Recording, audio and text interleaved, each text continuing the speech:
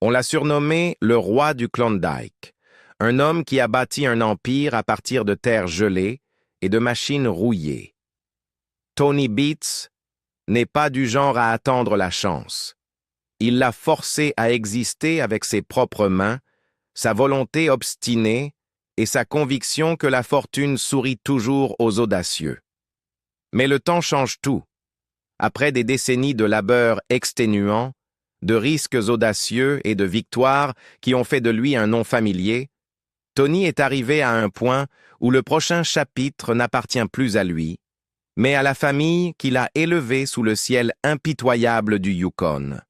Et le poids de ce qu'il laisse derrière lui ne se mesure pas seulement en or. Il se mesure dans les lourdes attentes, les larmes et les liens fragiles qui unissent sa famille.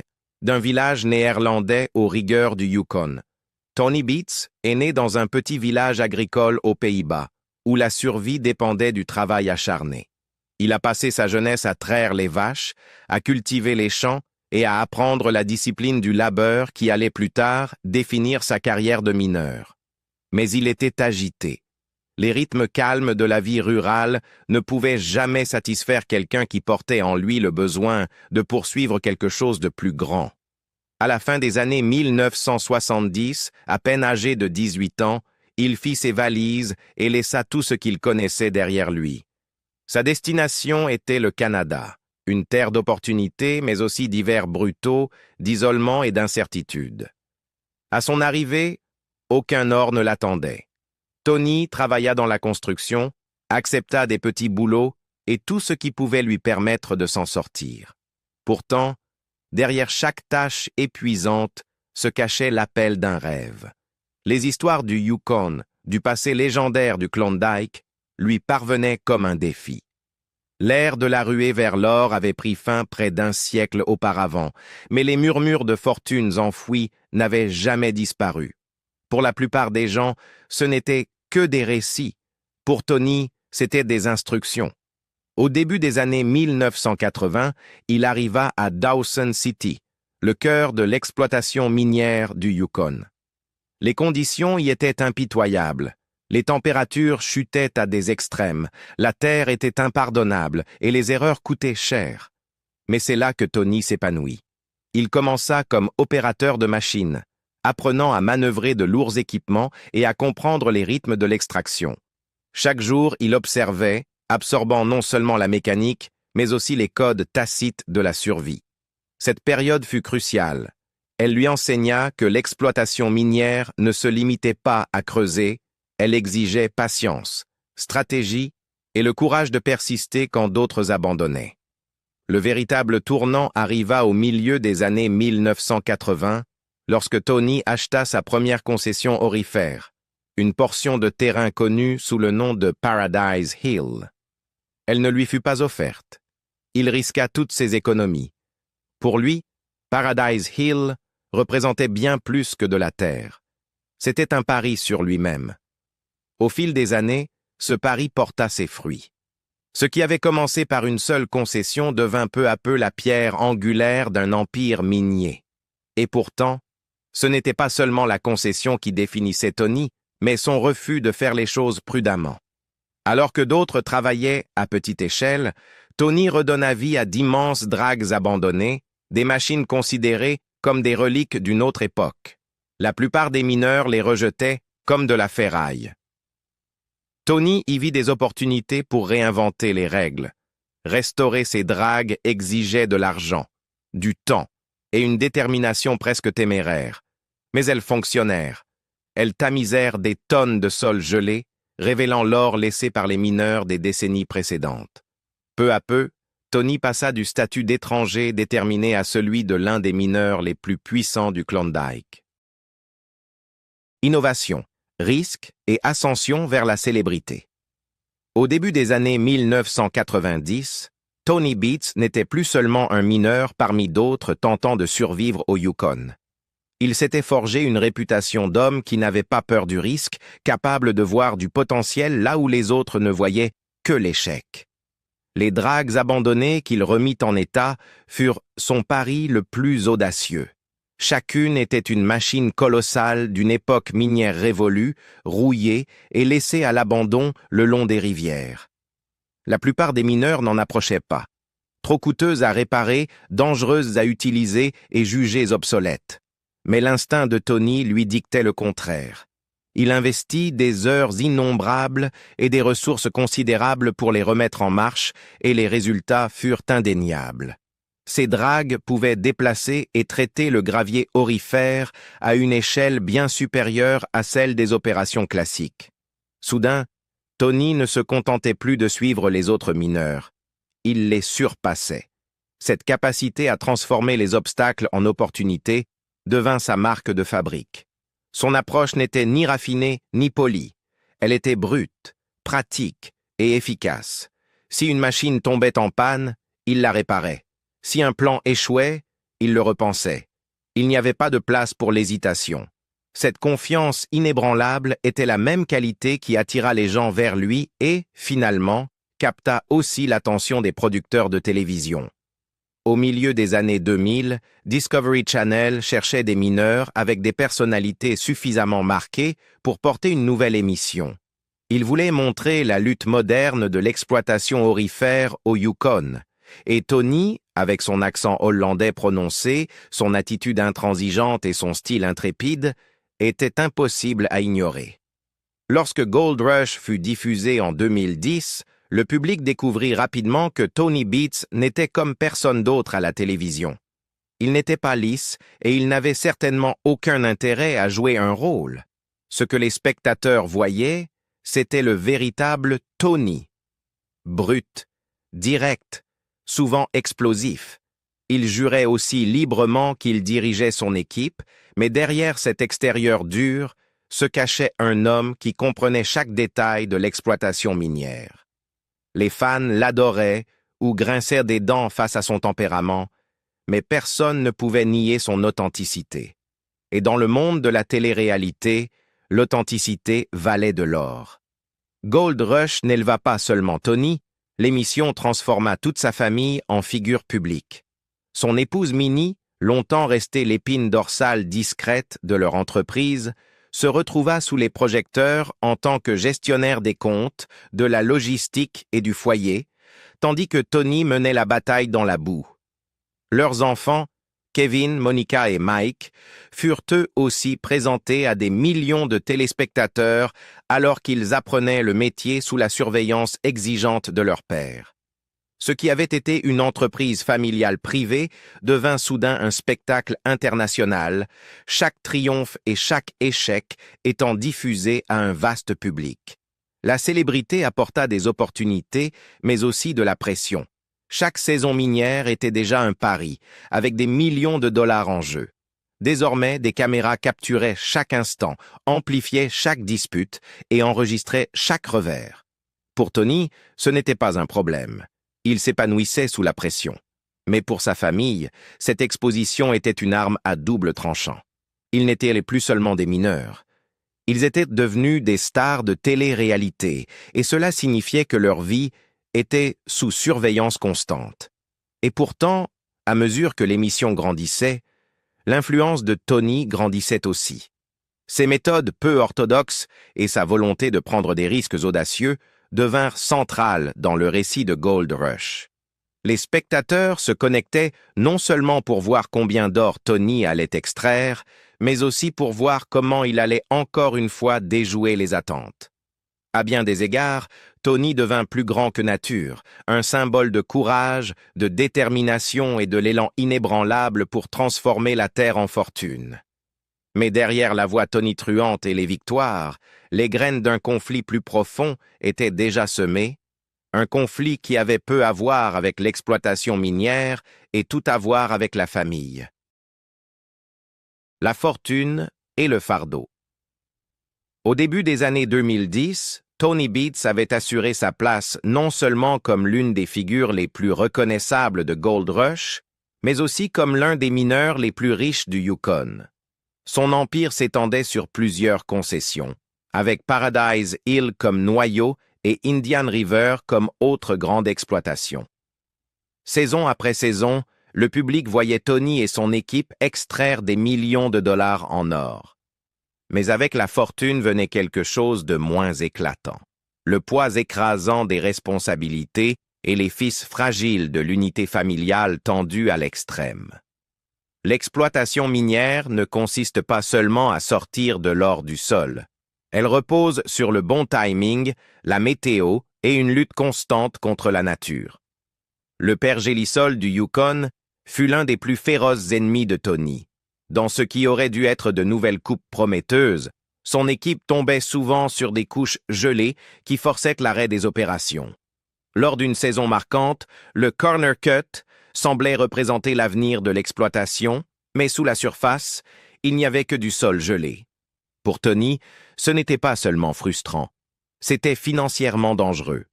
Chaque machine à l'arrêt, chaque heure perdue signifiait des profits envolés. Son cousin Mike, souvent chargé de déplacer d'énormes usines de lavage vers de nouveaux sites, subissait le stress de manœuvrer sur des routes traîtresses et des pentes abruptes simplement pour maintenir la saison en vie. Le succès n'était jamais garanti. Il fallait l'arracher à la terre avec risque et sacrifice. Et pourtant, malgré les revers, il y avait des moments de triomphe qui montraient l'ampleur de l'ambition de Tony. Un seul nettoyage à Indian River pouvait rapporter 75 onces, environ 190 000 $ d'or. Pendant ce temps, à Paradise Hill, le trommel de Mike produisait près de 374 onces, valant près d'1 million de dollars. Combiné, Tony pouvait avoir plus d'1 million de dollars d'or sur la table en une seule saison. Ces chiffres étaient stupéfiants, mais ils révélaient aussi le cruel paradoxe de la vie minière. Une semaine pouvait apporter la richesse, et la suivante, le désespoir. Pour la famille Beats, ce cycle de fortune et de lutte devint leur réalité. Minnie, l'épouse de Tony, devait équilibrer les comptes, surveiller les coûts de carburant, la paie et les réparations incessantes. Elle comprenait mieux que quiconque que la fortune créée par Tony n'était pas une richesse simple. C'était une responsabilité qui consumait chaque membre de la famille. Kevin, le fils aîné, portait la pression de prendre des responsabilités de chef, souvent aux côtés de son père dans la boue. Monica, farouchement indépendante, voulait prouver qu'elle pouvait réussir dans une industrie dominée par les hommes tout en explorant ses propres ambitions. Mike, plus discret mais constant, assumait sa part dans l'ombre. Ensemble, ils ne se contenteront pas de vivre de la fortune de Tony. Ils se battaient pour la maintenir en vie. Mais les caméras ne montraient pas toujours les larmes, les nuits blanches et le prix payé sur les relations. Pour chaque pot d'or pesé et célébré, il y avait un coût privé payé en épuisement, en dispute et dans la peur silencieuse qu'une seule mauvaise décision ne réduise tout à néant. La fortune de Tony était réelle, solide et éclatante, mais elle était aussi un fardeau, et ce fardeau retombait surtout sur ceux qui lui étaient les plus proches. L'héritage familial. Pour Tony Beats, l'exploitation minière n'a jamais été seulement une question d'or. C'était la vie qu'il avait construite au Yukon et la famille qui avait grandi à ses côtés. Pourtant, au fil des années, et alors que sa réputation s'affermissait jusqu'à devenir une légende, la question de l'héritage commença à peser plus lourd que n'importe quel pot d'or. Une fortune peut offrir des opportunités, mais elle peut aussi créer des chaînes invisibles. Pour la famille Beats, hériter de l'empire de Tony signifiait aussi hériter de ses fardeaux. Et c'est là que les premières fissures apparurent. Kevin, l'aîné, portait la charge la plus lourde. Dès son plus jeune âge, il travailla sous l'œil attentif de son père, maîtrisant les machines et apprenant à maintenir les opérations en vie lorsque les chances étaient contre eux. Mais chausser les bottes de Tony n'a jamais été simple. À l'écran, Kevin apparaissait souvent en train de prendre les commandes, mais hors caméra, il subissait la pression de savoir que des millions de spectateurs jugeraient chacune de ses décisions. Il ne s'agissait pas seulement de gérer une usine de lavage ou de réparer un bulldozer, il s'agissait d'être à la hauteur du nom Beats, un nom déjà gravé dans l'histoire du Yukon. Pour Kevin, l'héritage était à la fois une voie et un piège. Monica représentait une autre facette de la lutte. Déterminée, franche et refusant de simplement suivre les ordres, elle se tailla sa propre identité au sein de l'entreprise familiale. Elle prouvait que l'exploitation minière n'était pas exclusivement un monde d'hommes, et elle assumait cette responsabilité avec fierté. Mais l'indépendance a un prix. Vouloir s'affirmer dans une entreprise dirigée par un père aussi autoritaire que Tony créait des frictions. Si son ambition pouvait propulser les Beats dans une nouvelle ère, elle soulevait aussi la question de savoir si la prochaine génération pourrait réellement travailler en harmonie. Mike, plus discret et moins visible, incarnait la persévérance constante que Tony valorisait. Il n'était pas celui qui faisait les gros titres, mais il était indispensable en coulisses. Son rôle manquait peut-être du drame de ses frères et sœurs, mais le poids des attentes pesait sur lui tout autant. Être le silencieux ne l'épargnait pas du fardeau de devoir faire vivre une exploitation minière valant plusieurs millions de dollars. Au centre de tout cela se trouvait Minnie, la partenaire de toujours de Tony. Elle était l'équilibre, la main ferme qui maintenait la famille enracinée lorsque les caméras amplifiaient chaque erreur et chaque dispute. Pendant des décennies, elle géra le côté financier de l'Empire, s'assurant que les risques ne basculent pas dans la ruine. Mais même Minnie ne pouvait pas protéger sa famille de la tension incessante entre la fortune et les liens familiaux. Lorsque Tony dut payer de lourdes amendes pour avoir exploité une drague sans permis, ce ne fut pas seulement un coût financier, ce fut un rappel brutal que l'Empire pouvait s'effondrer si l'équilibre entre audace et discipline venait à disparaître. La célébrité de Gold Rush ne fit qu'accentuer ces pressions. Les spectateurs voyaient les victoires, les célébrations et les pots d'or. Mais ce qu'ils voyaient rarement, c'étaient les nuits d'épuisement, les désaccords tus et les larmes versées à se demander si l'héritage était une bénédiction ou une malédiction.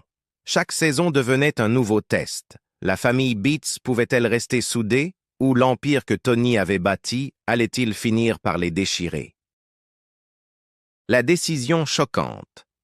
Après des décennies à régner sur le Klondike avec courage et défi, Tony Beats dut affronter une réalité qu'aucun mineur ne peut éviter. Le temps. L'homme qui avait autrefois déplacé des montagnes de terre gelée grâce à sa détermination brute commença à parler de se retirer, de laisser la prochaine génération porter le poids qu'il avait supporté si longtemps. Pour les spectateurs, cette révélation fut bouleversante. Pour sa famille, ce fut déchirant. Le roi du Klondike n'était pas invincible, et sa décision de se retirer du quotidien laissa ses enfants à un carrefour auquel peu de familles sont confrontées.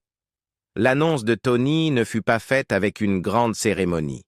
Elle apparut dans de simples aveux, dans des moments où il admettait qu'il ne pouvait plus s'imposer le même rythme implacable. Son corps portait les cicatrices de décennies passées dans l'une des industries les plus rudes au monde. Des années d'hivers interminables, de machines lourdes et de stress constant avaient laissé des traces. Il avoua que même lui ne pouvait pas défier le temps éternellement. Pour un homme défini par la force et le contrôle, admettre cela n'était pas une mince affaire. L'impact émotionnel sur sa famille fut immédiat. Kevin comprit que le leadership était désormais sa responsabilité. Mais la pression était immense. La perspective de diriger l'Empire sans la présence plus grande que nature de Tony était écrasante. Pour Monica, la décision de son père éveilla un mélange de détermination et de tristesse. Elle avait toujours cherché son indépendance, mais l'idée de miner sans la voix tonitruante de Tony résonnant sur la concession était une perte à laquelle elle n'était pas préparée. Mike, lui aussi, ressentit profondément ce changement. Sa fiabilité silencieuse avait toujours été un soutien pour Tony, et sortir de l'ombre de son père signifiait désormais affronter la peur d'être exposé sans cette main directrice. Minnie, qui avait passé sa vie à maintenir la famille stable, se retrouva à devoir rassembler bien plus que les finances, elle devait rassembler les cœurs. La réalité du retrait de Tony rappelait que l'empire qu'ils avaient bâti ensemble ne lui appartenait plus seul. Il était désormais entre les mains de leurs enfants, avec tous les risques et les incertitudes que cela impliquait. Pour elle, les larmes n'étaient pas seulement pour le mari qu'elle avait vu bâtir une fortune à partir de la terre gelée, mais aussi pour la famille qui devait désormais prouver sa valeur sans lui. Le monde minier ne s'arrêta pas pour leur chagrin. Les concessions devaient encore être exploitées, les usines de lavage devaient encore tourner, et le Yukon, impitoyable, exigeait toujours son tribut. Mais la décision de Tony provoqua un changement qu'on ne pouvait ignorer. Elle souleva des questions. La prochaine génération pourrait-elle non seulement maintenir l'Empire, mais aussi l'adapter à une nouvelle ère de l'exploitation minière, une ère de surveillance environnementale, de cours de l'or fluctuant et de l'œil intrusif de la télé-réalité? Pour Tony, se retirer fut à la fois un soulagement et un fardeau. Il avait bâti son héritage avec passion et détermination, mais le laisser derrière signifiait faire confiance à ses enfants pour non seulement le préserver, mais aussi en faire quelque chose qui leur appartienne. La fortune était immense, mais le poids émotionnel de cet héritage l'était encore davantage. Le roi du Klondike avait livré ses batailles. Désormais, c'était à sa famille de livrer les siennes. L'avenir incertain. Avec le retrait de Tony Beats du quotidien de l'exploitation, l'avenir de l'Empire Beats n'a jamais paru aussi fragile. Pendant des décennies, c'était la vision de Tony, son entêtement et son refus absolu d'abandonner qui avait transformé une terre stérile en l'une des exploitations minières les plus productives du Yukon. Désormais, le prochain chapitre repose entre les mains de Kevin, Monica et Mike, chacun portant à la fois une opportunité et une pression écrasante. Les défis ne sont pas seulement pratiques, mais profondément personnels. Kevin doit prouver qu'il peut diriger, et pas seulement suivre. Il a montré ses compétences en matière de machines et de prise de décision, mais diriger un empire exige plus que du savoir-faire technique. Cela requiert d'assumer la responsabilité de chaque travailleur, de chaque concession, de chaque pari. Monica affronte sa propre épreuve. Son indépendance et sa volonté affirmée pourraient être la clé pour moderniser l'entreprise familiale, mais elle doit équilibrer cette ambition avec les traditions auxquelles Tony tenait si farouchement. Pour Mike, le travailleur silencieux de l'ombre, l'avenir exigera qu'il prenne des rôles plus visibles, même si cela signifie affronter un examen attentif qu'il avait jusque-là évité. L'or en lui-même n'apporte aucun réconfort. Une saison peut rapporter plus d'1 million de dollars en nettoyage, tandis que la suivante peut être paralysée par le pergélisol, des machines brisées ou la malchance. La réalité de l'exploitation minière est brutale. Elle ne se soucie ni des héritages, ni des noms de famille. Pour les enfants Beats, hériter de la fortune de Tony signifie aussi hériter de l'incertitude implacable du Yukon. Et pourtant, malgré la tension, l'histoire de la famille Beats n'est pas celle du désespoir. C'est une histoire de résilience. Le plus grand cadeau de Tony n'est peut-être pas l'or qu'il a extrait de la terre, mais l'exemple qu'il a donné. Que le risque, la persévérance et la foi en sa propre vision peuvent forger une vie contre toute attente. Que ses enfants choisissent de suivre exactement son chemin ou de tracer le leur, les fondations qu'il a posées seront toujours là. Pourtant, les émotions ne peuvent être ignorées. La fortune de Tony a fait couler des larmes non seulement à cause de son ampleur, mais aussi à cause de ce qu'elle représente. Les sacrifices, les nuits d'épuisement, les années passées sous le ciel rude du Nord. L'Empire est un monument à sa détermination, mais il est aussi un rappel de ce que sa famille a enduré à ses côtés. Chaque once d'or porte en elle une histoire de lutte, de perte et d'efforts incessants. Alors que les caméras continuent de tourner et que le monde observe la famille Beats avancer, une question demeure: l'héritage de Tony les unira-t-il dans la force ou les fracturera-t-il sous la pression des attentes? La réponse reste à écrire, enfouie dans le même sol incertain qu'ils ont toujours exploité. Ce qui est certain, c'est que l'histoire de Tony Beats est loin d'être terminée.